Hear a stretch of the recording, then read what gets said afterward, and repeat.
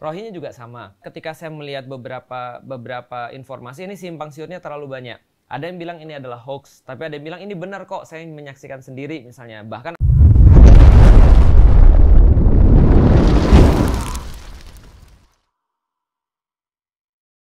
Rohingya juga sama. Ketika saya melihat beberapa informasi, ini simpang siurnya terlalu banyak. Ada yang bilang ini adalah hoax, tapi ada yang bilang ini benar kok, saya menyaksikan sendiri misalnya. Bahkan ada beberapa video-video yang dibuat hoax itu juga ada. Apa itu hoax itu? Misalnya contoh, ada orang ngomong misalnya, tapi subtitlenya nggak sesuai dengan apa yang diomongkan. Itu juga adalah sesuatu yang misalnya misinformasi. Tapi ada juga memang yang mengatakan bahwa saya dibayar. Saya membayar untuk datang ke sini. Ya, ketika ada berita-berita yang di luar sana tentang Rohingya itu banyak sekali misinformasi. Makanya terlepas daripada itu semua kan kita kan mau nyari tahu bagaimana penyikapan kita terhadap itu.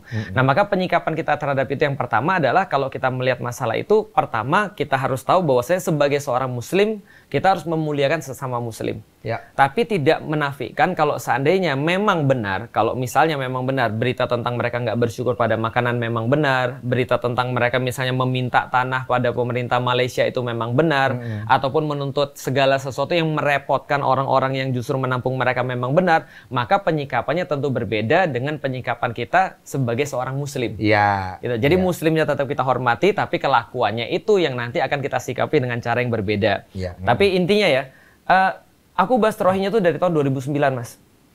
Jadi dari tahun 2009 aku pernah bahas ini, dan waktu itu kita bahas di IBF, Islamic Book Fair. Dan waktu itu kan sudah banyak sekali orang-orang Rohingya kan sudah mendarat di Aceh. Kenapa? Karena mereka terusir daripada negaranya. Ada konflik di Myanmar diarahkan. Di situ mohon maaf, itu sudah banyak sekali video-video dokumentasi yang dibuat oleh misalnya contoh kayak dibuat kalau nggak salah ya Nat Geo atau apa ya kalau nggak salah ya. Nanti itu ada tuh Times juga pernah untuk ngasih satu wajah itu wajahnya siapa ya, biksu siapa itu namanya, nanti bisa coba dilihat di Google aja. Biksu ini memberikan sebuah ceramah dan bahkan memberikan sebuah encouragement untuk orang-orang Buddha membenci bahkan melakukan tindakan fisik kepada orang-orang Muslim. Serius, itu udah banyak sekali dibahas, Mas. Ini bukan sesuatu yang baru.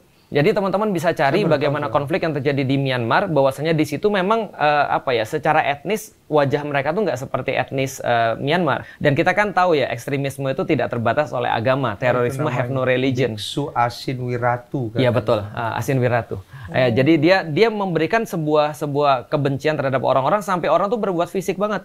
Jadi ada yang kemudian dibakar, ada yang dibunuh dan segala macam. Dan akhirnya mereka naik kapal, satu kapal 300 orang, 200 orang pada tahun itu. Kemudian sampai ke Indonesia dalam kondisi mereka nggak makan berapa hari waktu itu, terdampar di lautan. Nah, tapi konteksnya sekarang kan lebih kompleks.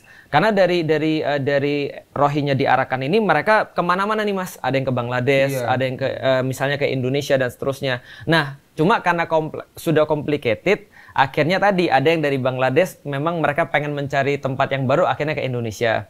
Nah, tapi balik lagi, ini problemnya harusnya kita selesaikan dari awal, yaitu adalah problem ketika orang-orang Muslim di sana tidak mendapatkan hak hidup, padahal mereka adalah orang sana asli. Di Cina itu ada namanya Uighur.